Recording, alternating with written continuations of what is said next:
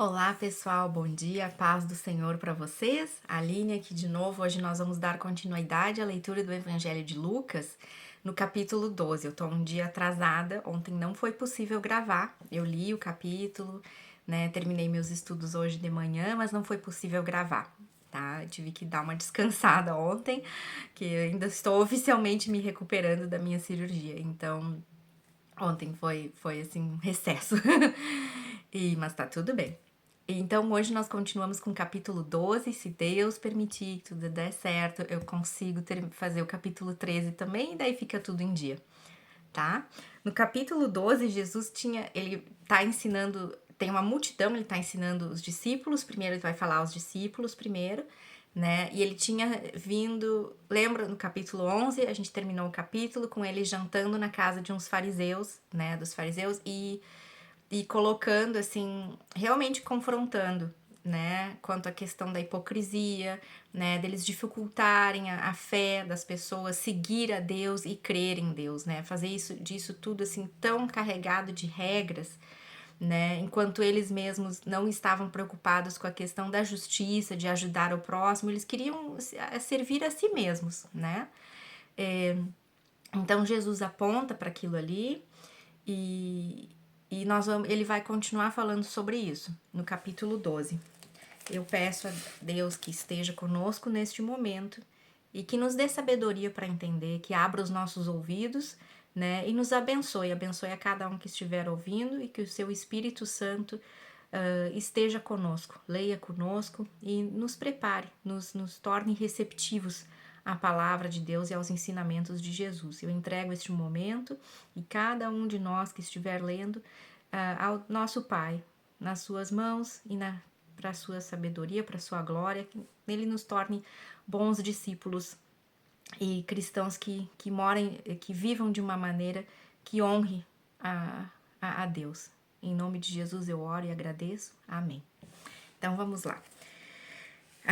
A respeito das primeiras, eu vou ler algumas partes juntas, tá? As primeiras partes que eu vou ler juntas é a respeito da falsidade, de quem devemos ter medo, confessar e negar a Cristo. Lembra que eu tô lendo da versão Nova Tradução da Linguagem de Hoje, tá bom? Então vamos lá. Milhares de pessoas se ajuntaram de tal maneira que umas pisavam as outras. Então Jesus disse primeiro aos discípulos: cuidado com o fermento dos fariseus, isto é, com a falsidade deles. Tudo o que está coberto vai ser descoberto, e o que está escondido será conhecido. Assim, tudo o que vocês disserem na escuridão será ouvido na luz do dia, e tudo o que disserem em segredo, dentro de um quarto fechado, será anunciado abertamente. De quem devemos ter medo? Desculpa. Jesus continuou: eu afirmo a vocês, meus amigos, não tenham medo daqueles que matam o corpo, mas depois não podem fazer mais nada. Vou mostrar a vocês de quem devem ter medo. Tenham medo de Deus, que depois de matar o corpo, tem poder para jogar a pessoa no inferno. Sim, repito, tenham medo de Deus. Por acaso não é verdade que 5 passarinhos são vendidos por algumas moedinhas? No entanto, Deus não esquece nenhum deles. Até os fios dos cabelos de vocês estão todos contados. Não tenham medo, pois vocês valem mais do que muitos passarinhos. Jesus disse ainda: e digo a vocês que se alguém afirmar publicamente que é meu, então o Filho do Homem também afirmará diante dos anjos de Deus que essa pessoa é dele. Mas aquele que disser publicamente que não é meu, o Filho do Homem também dirá diante dos anjos de Deus que essa pessoa não é dele. Quem falar contra o Filho do Homem será perdoado, porém quem blasfemar contra o Espírito Santo não será perdoado. Quando levarem vocês para serem julgados nas sinagogas ou diante dos governadores e autoridades, não fiquem preocupados pensando em como vão se defender ou o que vão dizer, pois naquela hora o Espírito Santo lhes ensinará o que devem fazer, né? Então aqui nessa primeira parte, assim, na questão daquilo que a gente diz, o que é secreto, vai vir à tona, né? Ele está falando assim, e a falsidade dos fariseus, né? A sua hipocrisia, que isso não vai ficar para sempre escondido, né? Assim como hoje nós vemos assim os falsos profetas e tudo, né? Naquela época Jesus estava apontando erros ali e do comportamento deles, que não era um amor genuíno ao próximo, né? E sim dificultando a fé das pessoas a crença em Deus, o entendimento da sua verdade e o exercício da fé delas, né? Colocando regra em cima de regra em cima de regra. E às vezes era só essa aparência externa, né, de conformidade a uma regra, mas não tem uma verdadeira transformação interna, não tem uma verdadeira transformação de comportamento, né, da maneira que pensa, nem nada disso. Então, isso não ia ser encoberto para sempre, né? Chegaria um momento em que as pessoas iriam se dar conta, né? O famoso, alguém pode enganar os outros por um pouco de tempo, mas não para sempre, né? E nós vemos isso hoje também com os alertas que estão na Bíblia também para a questão dos falsos profetas, né? E a gente vê cada vez mais, assim, aparecendo instrução e explicações e pastores bastante sérios ensinando, assim, não tenha medo de não ter o Espírito Santo, não ser cheio do Espírito Santo porque você não fala em línguas, né? E mostrando por que, né, de as pessoas não se deixarem enganar, que só quem fala em línguas e que tem o Espírito Santo. Não, isso é outro vídeo para outra hora. E tá cheio na internet de pessoas explicando muito seriamente sobre isso. Se você aceitou Jesus no momento da sua conversão, você recebeu o Espírito Santo, sim. Não tenha dúvidas disso, não tenha medo, né? Então, é uma coisa daquela época e é uma coisa atual, para estarmos atentos, né?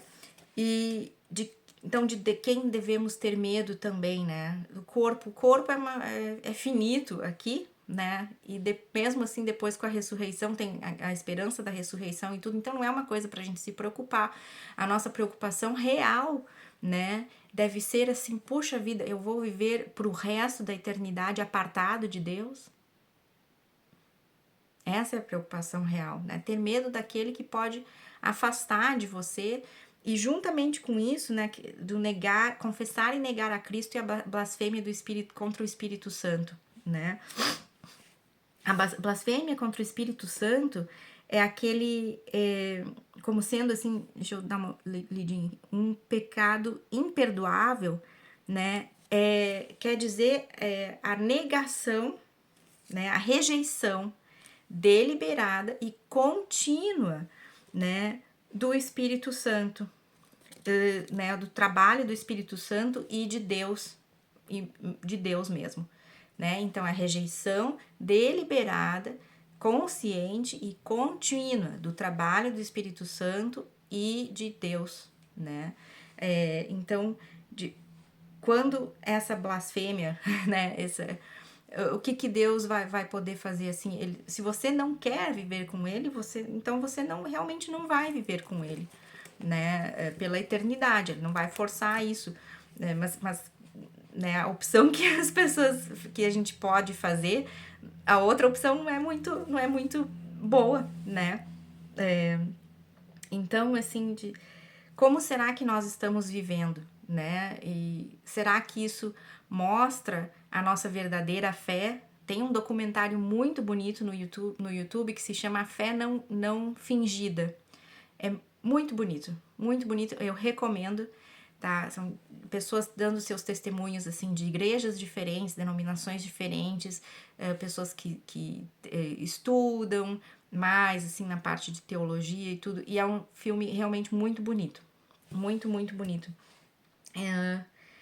Então, assim, Deus, ele nos conhece, né? Ele nos conhece, ele nos valoriza, né? Feito, no inglês que diz fearfully, né? E a palavra temer a Deus, né? Como uma reverência, né? E fearfully, não vou saber traduzir isso, mas vem da palavra fear, né? De medo.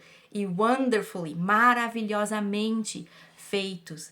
Quer dizer que Deus botou todo carinho, toda a sua atenção, seu cuidado e nos fez ali maravilhosamente, né? Então, essa negação de Deus e do Espírito Santo, do trabalho que o Espírito Santo faz, né? E ele faz, né? Essa transformação de vida ele auxilia, né? Se os discípulos fossem levados a um tribunal, alguma coisa, não se preocupem com o que vocês vão dizer, o Espírito Santo vai auxiliar nesse momento. O que não quer dizer que a gente possa falar qualquer coisa sem se preparar, né? Os discípulos tiveram 3 anos, assim, para estar com Jesus, para aprender com Jesus, né? Eles estavam preparados. Não tem isso assim, ai, não, eu não vou chegar no sermão lá, eu vou falar, o Espírito Santo vai me dizer o que, não vou me preparar. Não. Não é isso que quer dizer, né? E de confessar a Cristo, né? Confessar a Cristo e, e ou negar a Ele, né? Não é só uma coisa assim, quem vai se converter ou quem não acredita em Deus, né? Que nega a Cristo, nega a Deus. Não, é uma coisa para nós também, para nós refletirmos, né? Será em que momento da nossa vida eu me comporto como um fariseu, né? Por exemplo, negar a Cristo. Se eu não quero que ninguém descubra que eu amo Jesus, que eu tenho uma fé nele, em Deus, que eu fui convertida, né? Que a nossa família o segue. Se eu não quiser que ninguém saiba disso, eu estou negando a Jesus também, né? Se eu não quiser aproveitar oportunidades, assim, de falar, de compartilhar a minha fé com as pessoas, de falar sobre o meu relacionamento com Deus, eu estou negando a Cristo nesses momentos, né? Então, como na minha vida prática, né, eu elevo a Jesus, assim, elevo não é bem essa palavra que eu tô procurando, confesso a Jesus na minha vida. Quando ajudar uma pessoa com necessidade, né? Quando a gente falar da nossa fé, falar sobre Jesus, falar como foi a transformação da minha vida, como a minha vida era antes e depois da conversão. Dar um testemunho de maneira que as pessoas possam entender bem prática, uma coisa bem prática, assim, né? E negar a Jesus pode vir com essa forma mesmo, ser uma pessoa super religiosa, praticante das regras e tudo, mas não se vê na vida dela uma transformação, perdão, uma transformação interna, né? Não se vê uma transformação interna, porque às vezes é muito bonito, assim, lá na igreja, tem pessoas que servem por interesse, para o seu próprio interesse, isso é negar a Cristo, eu estou procurando só um agrado para mim mesma, né? E não ajudar o outro, não me pronunciar num momento de injustiça, né? Ver algum erro entre, assim, irmãos ou irmãs em Cristo, coisa assim, e deixar aquela pessoa ali sem falar nada, não é enfiar o dedo na cara e criticar, né? Mas assim, tipo, lembrar a pessoa com amor, olha, mas você lembra, Deus fala isso, né? Não devemos procurar na nossa própria sabedoria, não devemos confiar, né? Nos basearmos no nosso próprio entendimento, mas buscar a sabedoria de Deus. Por quê? Porque nós somos falhos, né? Então, não deixar a pessoa lá no erro, assim, né? Sem um amparo, mas fazer com amor, né? Para não ferir, a gente não quer ferir, o intuito é trazer a pessoa mais próxima a Deus, não afastar, né? E muito do que se vê hoje, isso especialmente para nós refletirmos como crentes, assim, né, em Cristo, é de tantas pessoas que se afastaram da igreja. Tem aqueles que nunca vieram, né? Mas que não são burros, né? Não são burros, assim. Eles também falam isso, assim. Poxa, mas a gente vê tanta coisa errada na igreja, né? Tanta gente, assim, que faz coisas erradas, que não estão seguindo aquilo que estão falando, né? O faça o que eu falo, não faça o que eu faço, né? As pessoas não são tansas, elas veem isso, né? E aqueles que se afastaram da igreja por causa dessas coisas, né? Que foram feridos demais, assim. Então, isso chama a responsabilidade, a nossa responsabilidade do autoexame. Como que eu estou confessando a Cristo na minha vida e para os outros, né? E como eu estou negando a Cristo na minha vida e para os outros. A minha fé, se for uma fé escondida, né? Eu estou negando a Cristo. A verdade é essa, eu estou negando a Cristo daí, né? Então, uma coisa para nós nos examinarmos, assim, tá bom? Vamos seguir. Jesus vai contar, então, a parábola do rico sem juízo E eu vou seguir direto na parte onde segue a confiança em Deus e riquezas no céu. Versículo 13 até o 20 em diante. Um homem que estava no meio da multidão disse a Jesus: Mestre, mande o meu irmão repartir comigo a herança que o nosso pai nos deixou. Jesus disse: Homem, quem me deu o direito de julgar ou de repartir propriedades entre vocês? E continuou dizendo a todos: Prestem atenção, tenham cuidado com todo tipo de avareza, porque a verdadeira vida de uma pessoa não depende das coisas que ela tem, mesmo que sejam muitas. Então Jesus contou a seguinte parábola: As terras de um homem rico deram uma grande colheita. Então ele começou a pensar: Eu não tenho lugar para guardar toda esta colheita. O que é que eu vou fazer? Ah, já sei! Disse para si mesmo: Vou derrubar os meus depósitos de cereais e construir outros maiores ainda. Neles guardarei todas as minhas colheitas, junto com tudo o que tenho. Então direi a mim mesmo: Homem feliz, você tem tudo de bom que precisa para muitos anos. Agora descanse, coma, beba e alegre-se. Mas Deus lhe disse: Seu tolo, esta noite você vai morrer. Aí quem ficará com tudo que você guardou? Jesus concluiu: Isso é o que acontece com aqueles que juntam riquezas para si mesmos, mas para Deus não são ricos. Então Jesus disse aos seus discípulos: É por isso que eu digo a vocês, não se preocupem com a comida que precisam para viver, nem com a roupa que precisam para se vestir. Pois a vida é mais importante do que a comida, e o corpo é mais importante do que as roupas. Vejam os corvos. Corvos? Corvos? Vejam os corvos. Não semeiam, não colhem, não têm despensas nem depósitos, mas Deus dá de comer a eles. Será que vocês não valem muito mais do que os pássaros? Qual de vocês pode encompridar a sua vida, por mais que se preocupe com isso? Portanto, se vocês não podem conseguir uma coisa assim tão pequena, por que se preocupam com as outras? Vejam como crescem as flores do campo. Elas não trabalham, nem fazem roupas para si mesmas. Mas eu afirmo a vocês que nem mesmo Salomão, sendo tão rico, usava roupas tão bonitas como as dessas flores. É Deus quem veste a erva do campo, que hoje está aqui e amanhã desaparece queimada no forno. Então é claro que ele vestirá também vocês, que têm uma fé tão pequena. Portanto, não fiquem aflitos, procurem sempre o que não fiquem aflitos, procurando sempre o que comer ou o que beber, pois os pagãos deste mundo é que estão sempre procurando todas essas coisas. O Pai de vocês sabe que vocês precisam de tudo isso. Portanto, ponham em primeiro lugar na sua vida o reino de Deus, e Deus lhes dará todas essas coisas. Jesus continuou: Meu pequeno rebanho, não tenha medo, pois o Pai tem prazer em dar o reino a vocês. Vendam tudo o que vocês têm e deem o dinheiro aos pobres. Arranjem bolsas que não se estragam e guardem as suas riquezas no céu, onde elas nunca se acabarão.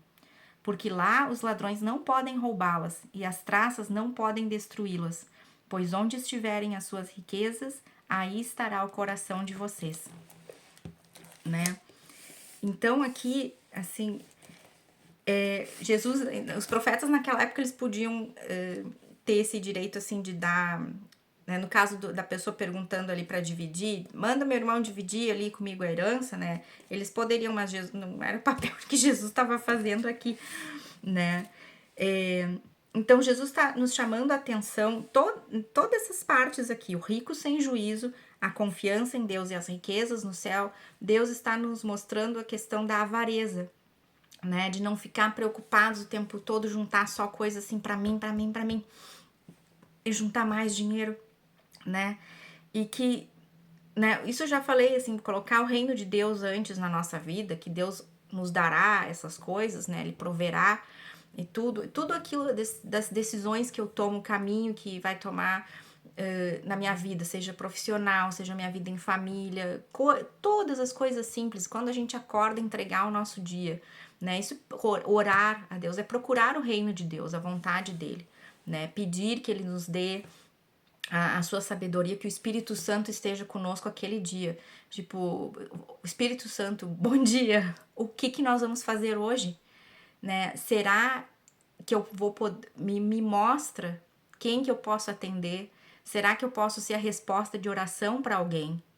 Né? E aí vem a questão dos nossos recursos. Naquela época, né, as pessoas eram pobres, assim, tinha muita pobreza, não era como hoje, assim, né? Então, realmente não é que Deus abomina a riqueza, né? Ele teve vários, assim, Abraão, Jó, tantos outros, assim, que foram muito ricos, né? Mas a questão era assim, você é avarento ou aquilo, os recursos que nós temos, a provisão de Deus, né? Eu posso usar também para servi-lo, né? A doar para a igreja, não só para a igreja, tá? Não só para a igreja, assim, né? Mas questões sociais, assim, organizações que ajudam com questão de albergue, né? No Brasil é um país enorme, então, assim, no sul a gente precisa de ter albergue no inverno, as pessoas não podem dormir na rua, né? Tem trabalho para as pessoas que são dependentes químicas, né? Ajude, mas se o seu ganha-pão, digamos assim, o seu aquilo que você precisa para viver, que você tenha mais e quer mais e quer mais, e aquilo te tira o tempo de você até mesmo servir somente a sua família, guiar a sua família, ter tempo com eles, ter tempo com Deus, né? Ter tempo para o seu próximo. Às vezes você tem amizades, assim, pessoas que da ansiedade, né? Jesus fala aqui da preocupação excessiva.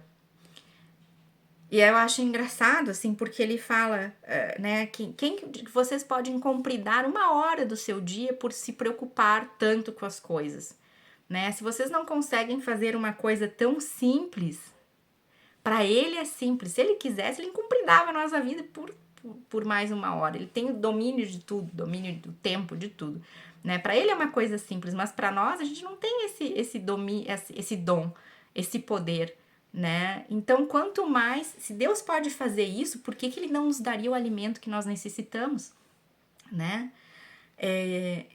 O Pai Nosso, como a gente viu no capítulo 11, quando a gente não lembra, que tem que começar do início, senão a gente não lembra os pedaços do Pai Nosso. Dai-nos o pão nosso de cada dia, nos dai hoje, né? O pão nosso de cada dia, não é para guardar um montão, né? O maná vinha diariamente, né? Mas, de novo, não é questão, assim, de Deus não abominar a riqueza. Ai, só pobre que tá perto de Deus. Não. Assim, a pessoa que recebe mais, né? Vai falar mais adiante ali. Aquele que é muito dado, muito é pedido também. Como a gente usa com sabedoria os recursos que nós temos. Tem uma outra parábola em algum lugar que Jesus está falando quando alguém vai construir alguma coisa, né? Se não calcula direitinho para ver se tem dinheiro suficiente para terminar aquela obra, né? Então, Deus também nos dá a sabedoria, assim como não ter avareza, não ter o esbanjamento, né?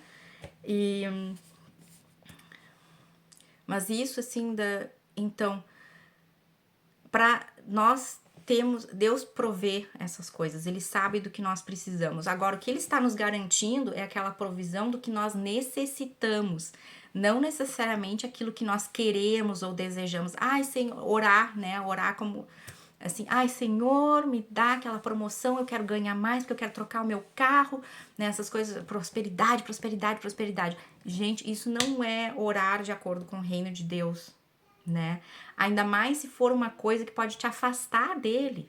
Às vezes aquele sucesso ou uma prosperidade financeira ou alguma coisa assim que a sua família precisa, né? Dependendo do que for, se tiver essas raízes assim que pode vir por trás, ganância, avareza, egoísmo, Deus não vai conceder, porque pode te afastar dele e das outras pessoas. Às vezes tem coisas que você pode pedir que se vierem num determinado momento, antes de quando você estiver preparado, antes de ter passado por uma prova que vai aumentar o seu caráter, vai criar solidez de princípios em você, aquela mesma bênção vai te destruir, se você não buscar e não ter tempo de buscar e aprender o entendimento de Deus, a vontade de Deus, né? A questão, assim, de ter o confessar Jesus, né? Também, assim, como conhecer a sua verdade e obedecer a sua verdade, né? Então, e ter esse foco, assim, a perspectiva do reino de Deus, né? Como nós estamos vivendo ele entre nós e com a presença do Espírito Santo no nosso coração, mas para depois, né? Botar as coisas na perspectiva correta, né? Não, e essa preocupação excessiva, assim, né? Como eu tava falando ali da questão do tempo, aquilo que eu ganho, aquilo que eu trabalho, aquilo que... eu ganho um dinheirão, que bom, né? Não é o caso, mas eu ganho um dinheirão, mas será que isso tá tomando o seu tempo de ministrar para sua família, né? E dessa ansiedade. Quem hoje não tem um amigo que é ansioso, tá? Tem gente assim que até a sombra da pessoa é ansiosa. Então, assim, alguém que tá deprimido, tá passando por uma dificuldade, daqui a pouco aquela pessoa chega toda feliz e você, que bom, a pessoa tá melhorando, e daqui a pouco você não se dá conta que aquela pessoa está feliz não porque ela tá melhorando, é porque ela decidiu tirar a sua própria vida e vai acabar com aquilo ali. Quantas pessoas você conhece ou histórias que você já ouviu falar de pessoas que perderam um amigo, uma amiga, alguém da família, que achou que a pessoa estava ficando bem e a pessoa, na verdade, estava se despedindo, né? Então, o meu tempo, ele é gasto todo em ganhar dinheiro, juntar, acumular, comprar mais um negócio, coisa assim. Ou o meu tempo, aquilo que eu ganho é o suficiente e me deixa tempo disponível para prestar atenção nessas coisas. Mostrar Jesus a outras pessoas na convivência com elas. Então, por isso, assim, Jesus não está condenando a riqueza, mas a tolice de buscar uma riqueza desenfreada, né? E gastar toda a nossa vida só servindo ao dinheiro. Na verdade, o dinheiro controla a nossa vida, controla o nosso coração, ao invés de nós controlarmos o dinheiro e dizer o que ele vai fazer, onde que ele vai ser gasto, para quê e para quem ele vai servir. Isso que é importante, saber. Eu comando o dinheiro, não o dinheiro me comanda. Né? É contra isso que Deus está falando e Jesus está mostrando, né? Os bens que a gente tem, as riquezas que a gente tem, as bênçãos que a gente tem que ser usada com sabedoria e para atender as pessoas que não têm, né? Também. Então vamos lá. Os empregados alertas. Daí depois tem o empregado fiel e o empregado infiel e a divisão por causa de Jesus. A divisão por causa... Não, essa aí parte eu vou depois um pouquinho. Então, os empregados alerta e os infiéis, o fiel e o infiel. Do versículo 35 em diante. E Jesus disse ainda: fiquem preparados para tudo, estejam com a roupa bem presa com o cinto e conservem as lamparinas acesas. Sejam como os empregados que esperam pelo patrão, que vai voltar da festa de casamento. Logo que ele bate a porta, os empregados vão abrir. Felizes aqueles empregados que o patrão encontra acordados e preparados. Eu afirmo a vocês que isto é verdade. O próprio patrão se preparará para servi-los. Mandará que se sentem à mesa e ele mesmo os servirá. Eles serão felizes se o patrão os encontrar alertas, mesmo que chegue à meia-noite ou até mais tarde. Lembrem disto. Se o dono da casa soubesse a que hora o ladrão viria, não o deixaria arrombar a sua casa. Vocês também fiquem alertas, porque o Filho do Homem vai chegar quando não estiverem esperando. E Pedro perguntou: Senhor, esta parábola é só para nós ou é para todos? O Senhor respondeu: quem é, então, o empregado fiel e inteligente? É aquele que o patrão encarrega de tomar conta da casa e de dar comida na hora certa aos outros empregados. Feliz aquele empregado que estiver fazendo isso quando o patrão chegar.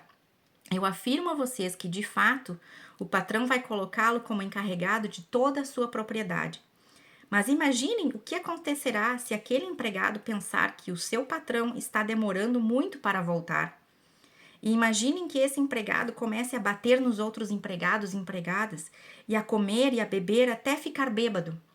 Então o patrão voltará no dia em que o empregado menos espera e na hora que ele não sabe. Aí o patrão mandará cortar o empregado em pedaços e o condenará a ir para o lugar onde os desobedientes vão.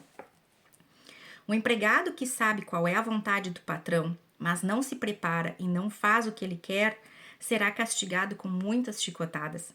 Mas o empregado que não sabe o que o patrão quer e faz alguma coisa que merece castigo, esse empregado será castigado com poucas chicotadas. Assim será pedido muito de quem recebe muito, e daquele a quem muito é dado, muito mais será pedido, né? Jesus está nos alertando, assim, falando da sua segunda vinda, né? Como que nós vamos viver? Nós estaremos preparados? Nós temos uma vida que segue os seus ensinamentos verdadeiramente, né? Não só para bonito quando os outros estão vendo, mas também em secreto, né? Quando as pessoas não estão vendo, não tem ninguém ali, será que eu vou fazer a coisa certa? Ai, mas eu vou pegar só aquilo ali, não, né? É isso, assim. E quando ele fala assim, que ninguém sabe a hora, né? Se o patrão, se o senhor soubesse a hora que o ladrão viria, né? Ele tá preparado. O ladrão não vai conseguir roubar a casa, né? E isso aqui do empregado começar a achar, ai, tá demorando demais. Eu vou dar chibatada no empregado, uma empregada que não fizer a coisa direito. Ah, eu vou aproveitar a vida, não sei, tá demorando demais, talvez não venha. Né? Tomar as coisas nas nossas mãos. Achar que Deus tá demorando demais, né? E isso assim, de que ninguém saber a hora de ele chegar de surpresa, né? Deus não tá querendo pegar a gente com as calças na mão, não é pra assim, eu vou pegar eles. Não. Isso é um exemplo da paciência e do amor de Deus, assim, para que as pessoas tenham tempo de se arrepender e de se reconciliar com Ele, buscar a reconciliação com Ele, que a gente vai ver já em seguida, aqui na última parte desse capítulo, né? A reconciliação com Deus. Deus está aguardando, esperando, ele está se autocontrolando, assim, ele tá a raiva, a coisa do pecado, das injustiças que ele vê, daquilo que os homens fazem, né, do nosso coração tão corrupto, assim, né, cheio de maldades. Então, assim, Deus, ele está tendo paciência para que mais pessoas possam chegar até ele. Então, não cabe aos servos, não cabe, meu patrão tá demorando muito. Eu vou dar um jeito nesses aqui que eu tô vendo que estão fazendo porcaria, vou dar um jeito já agora. Não é isso, assim. E estarmos preparados, vivermos como se Jesus chegasse amanhã, né? A gente não sabe a hora. Mas a maneira como eu vivo agrada a Deus, nos aproxima dele, mas mais de tudo, com o que Jesus estava falando no início, de tomar cuidado, né, com o fermento dos fariseus. O fermento naquela época se via como uma coisa que nesse sentido, fosse contaminar o resto, né? E fazer crescer o pecado, vai se multiplicando, aí vai embora, né? Só a ladeira abaixo, né? Então, tomar cuidado com aquilo ali, com a hipocrisia dos fariseus, que não se torne também a nossa. E autoexaminar os lugares onde eu ainda não cedo controle a Deus, não estou calma na presença de Deus e para entregar na mão dele. Não se preocupem excessivamente, não guardem riquezas excessivamente, né? Estarmos preparados, né? Vivermos de acordo. Então, é conhecer, fiel aquele empregado inteligente. Ele toma conta das coisas, né? Ele conhece a vontade do seu Senhor e a cumpre, que é o que se diz para nós, conhecermos a vontade de Deus através do que a vontade de Deus está aqui e cumpri-la, segui-la, né? Então, aquele que cometeu erros, assim, sem querer, por não conhecer, né, ele vai se punir, mas não com a mesma severidade de alguém que sabia, conhece e deliberadamente não cumpre, desobedece e resolve, não quero fazer isso, né? A negação deliberada e contínua do trabalho do Espírito Santo e de Deus, né? Isso aqui, de novo, pode retomar aquilo ali. E quando um empregado é fiel, né, ele está alerta e na espera, e ele é fiel, tem uma passagem lá em Isaías, né, quando diz ali no versículo 37, felizes aqueles empregados que o patrão encontra acordados e preparados. Eu afirmo a vocês que isto é verdade. O próprio patrão se preparará para servi-los. Vamos olhar lá no livro de Isaías, o capítulo 25, do versículo 6 ao 9, tá? Isso é o retrato de um banquete messiânico, tá? Que Deus irá nos oferecer e tudo. E é isso aqui que está se referindo aqui, né? E a inversão, assim, nós somos os servos, mas mesmo assim de Deus preparar uma coisa muito, muito, muito boa para nós.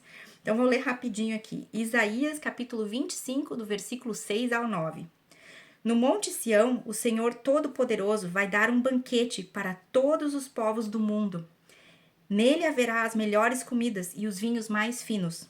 E ali ele acabará com a nuvem de tristeza e de choro que cobre todas as nações.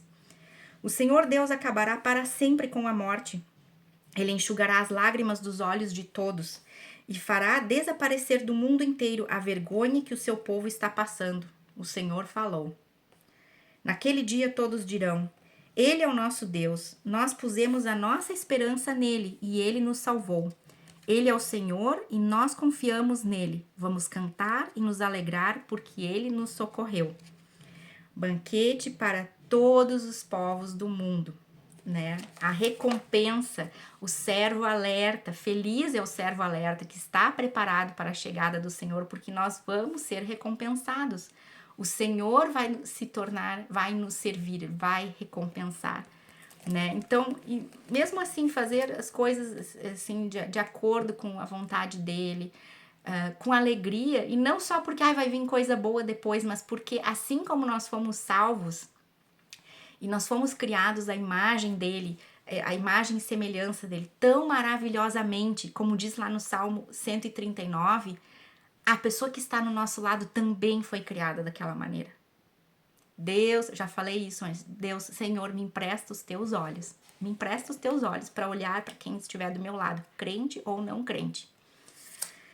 Então, vamos seguindo. A divisão por causa de Jesus. Outra coisa, só um detalhe assim, no versículo 48, no finalzinho, assim será pedido muito de quem recebe muito.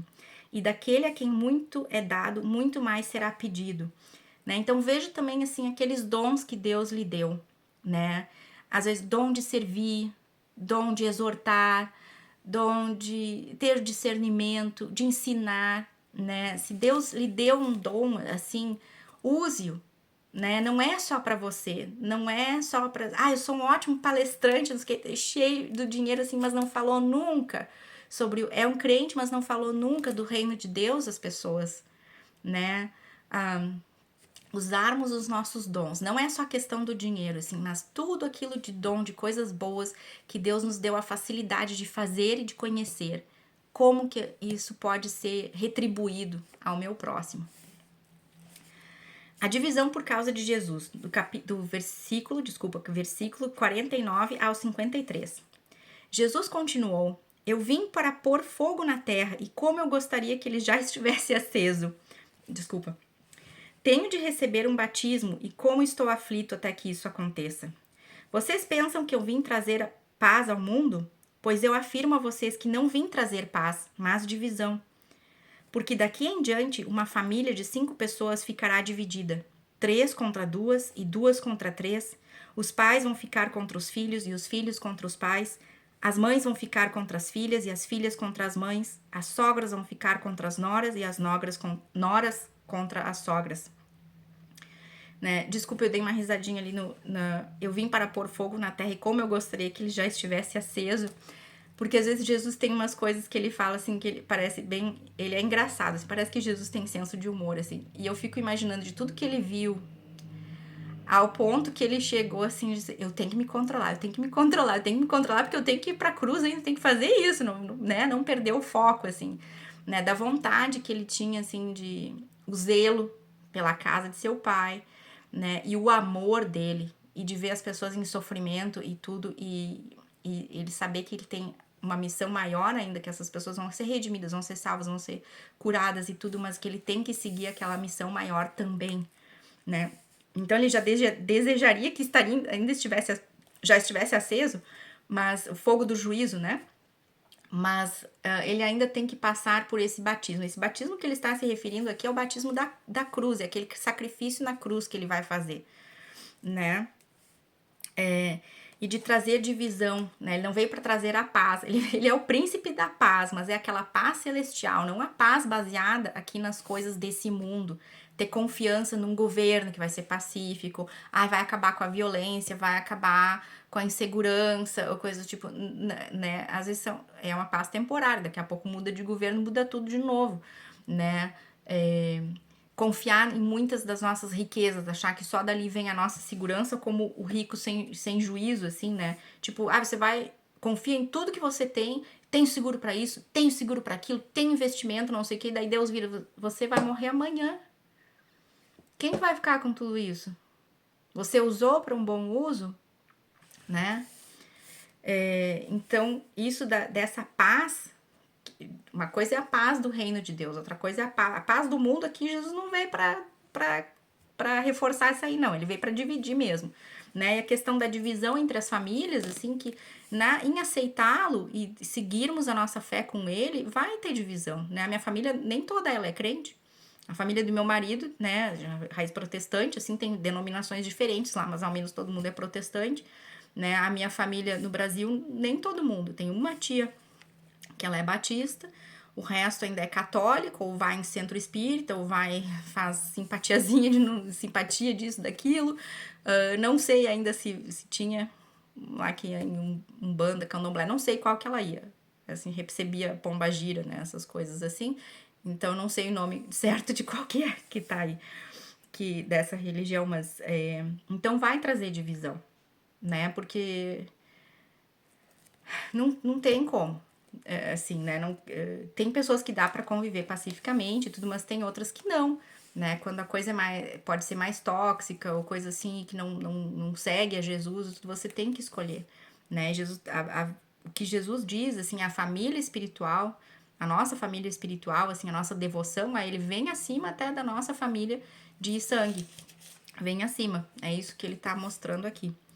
Os sinais dos tempos, do versículo 54 até o 56. Jesus disse também ao povo: quando vocês veem uma nuvem subindo no oeste, dizem logo, vai chover. E de fato chove. E quando sentem o vento sul soprando, dizem, vai fazer calor. E faz mesmo. Hipócritas, vocês sabem explicar os sinais da terra e do céu. Então por que não sabem explicar o que querem dizer os sinais desta época? Né? A agricultura era a atividade principal, né, da época, assim, acho que até hoje é uma das atividades principais, porque a gente precisa comer, se vestir, né, então essas pessoas, eles sabiam, por isso que Jesus chama de hipócrita, eles sabiam reconhecer os sinais da natureza, né, com esqueci a palavra, gente, desculpa, precisamente, com precisão, sabiam reconhecer os sinais da natureza com precisão, mas tudo aquilo dos sinais que foram dados e os profetas, o que eles anunciaram, aquilo que Jesus estava fazendo como sinais da chegada do Messias e tudo, eles ignoraram, né? Por isso que Jesus chamou de hipócritas, assim.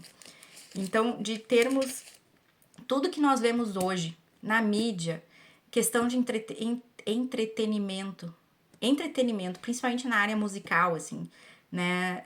Vi um vídeo hoje sobre o Rock in Rio, coisas assustadoras. Assustadoras.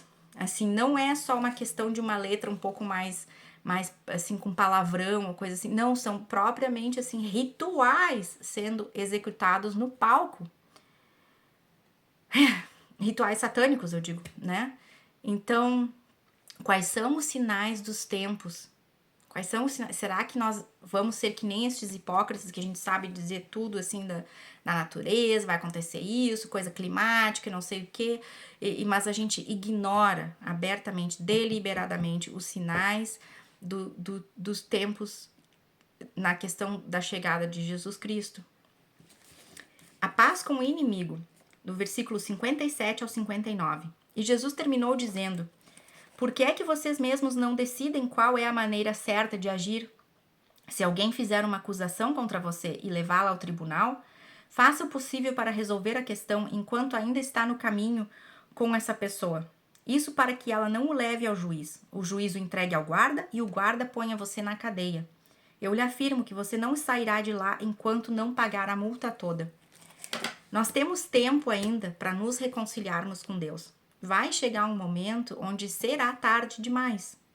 Isso está escrito também em outra passagem, que nós procure a Deus enquanto ainda dá tempo. Essa reconciliação, assim, o seu adversário, das pessoas lá em Romanos, no capítulo 5, que eu li, Paulo falando de quando ainda éramos inimigos de Deus, ainda assim ele nos salvou, né? Nosso adversário. Então Deus nos quer o nosso bem, quer a nossa salvação, tá aguardando o nosso arrependimento, que a gente enxergue e o procure, mas nós nós estamos agindo como seu adversário, como seu inimigo, né? E ele está nos dizendo aqui, procure a reconciliação enquanto ainda dá tempo, né? É isso. É um exemplo, assim, uma parábola para nós entendermos de buscar a nossa reconciliação com Deus, ajeitar a nossa casa, enquanto ainda podemos fazê-lo. Tá bom? Esse é o capítulo 12, então. Muito obrigada e espero que isso realmente, assim, traga frutos no coração de vocês, e a cada dia eu agradeço, assim, de poder estar fazendo esse estudo e gravando e tudo, porque também, para mim, tem me ajudado, e coisas que eu já li antes, eu disse, mas olha, eu não tinha entendido isso aqui antes, né? Deus vai abrindo, ele vai nos concedendo essa bênção de entender algumas coisas um pouquinho mais além daquilo que a gente conhecia antes, né? Acho a bênção dele reconhecer o coração da gente. Tem um coração que Deus reconhece como fértil, né? E que eles assim, eu posso dar mais aqui. Vou poder pedir mais, que nós tenhamos essa vontade de servir, de compartilhar, né? E Deus dá mais, né? Eu sou muito agradecida por isso, agradecida por vocês, e eu espero que vocês tenham um dia muito, muito abençoado. Vou torcer que dê tempo de fazer ainda hoje o capítulo 13. Até mais, gente. Tchau, tchau.